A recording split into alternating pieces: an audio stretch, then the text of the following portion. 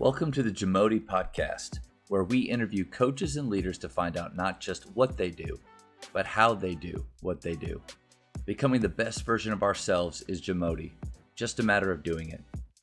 You spend a lot of time with your guys, especially in their off season, if you even want to use that term, but more like improvement season. Yes. You know, after their school season ends and maybe through their select season or older players. What are the off season expectations you have for your players? Yeah, so I've actually kind of switched focus about this, probably about a year or two ago. When I first started working with players, the expectation was we need to improve on what they're not good at, and we need to, if you're a good shooter, all right, good, we're going to shoot, but I want to add, this and this and this to your game to make you an all around player. And, before we, started, recording, we were talking about Phil Beckner. He's Damian Lillard's trainer. He's an unbelievable player development performance coach. And I kind of talked to him, and his big quote is, be great at what you're good at. And he told me that once, and it stuck with me. One of the things that I think I'll die and I'll be thinking of that, because it's one of those things where it makes so much sense. Mm-hmm. We want to build, all around players, quote unquote. At the end of the day, everyone is special at something. Yeah. Right. Someone does something exceptionally well. And I think that when that kind of happened, and a player that I experimented with was actually, he's at West Liberty now, a Division II school in West Virginia, and he's actually the second all-time leading scorer in Ohio. He passed LeBron, he passed all those guys.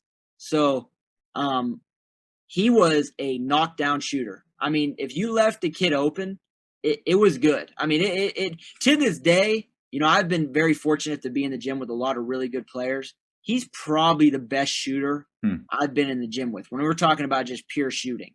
And when we started working together, everyone was telling me, hey, he could shoot, but he has to be able to do this and that and that. And I was like, yeah, I agree.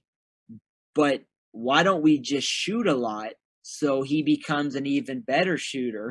You know what I mean? It was like one of those, like, I know what you're talking about. Yeah. But so what we did was we focused, probably 70% of our time during the workout on shooting, off the dribble, off the move, off the catch, off everything, screens, pin downs, handoffs, everything. Enhancing what he already does well. Exactly. So now he was a knockdown shooter, standstill. Now he's a knockdown shooter off one dribble, off two dribbles, off a step back, and then we added a floater.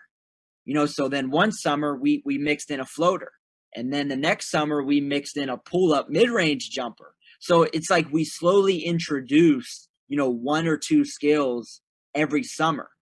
And by his senior year, he was averaging 38 points a game, and he was just killing teams, because if you backed up, it was good. We increased his range, so he was shooting, out by the volleyball line with ease, and then if you came up, he was going around you. So that idea of, okay, we need to make sure players are getting better at what they're not good at, that's kind of false. I mean, I'm a believer in, let's study their game and see what they're good at and make them great at it.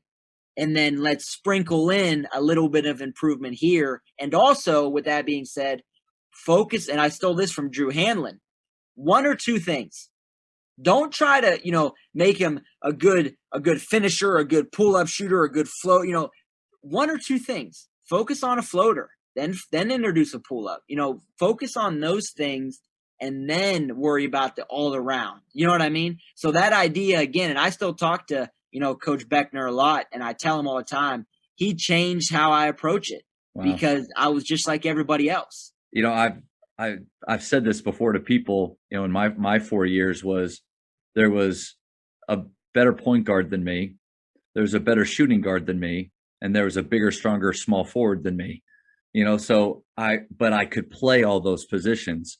So it was more, I just kind of had to sit around and wait for maybe or hopefully one of them to not be playing well, not giving their best. And then I could steal some time. And I've thought, what if I was the best shooting guard?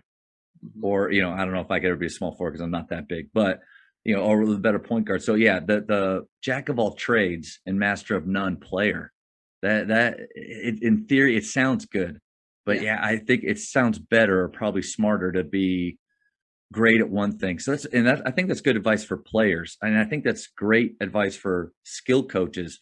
Harder for a high school coach, because I believe we need to be skill coaches as well. And because we're around our guys the most, and we should know them in and out.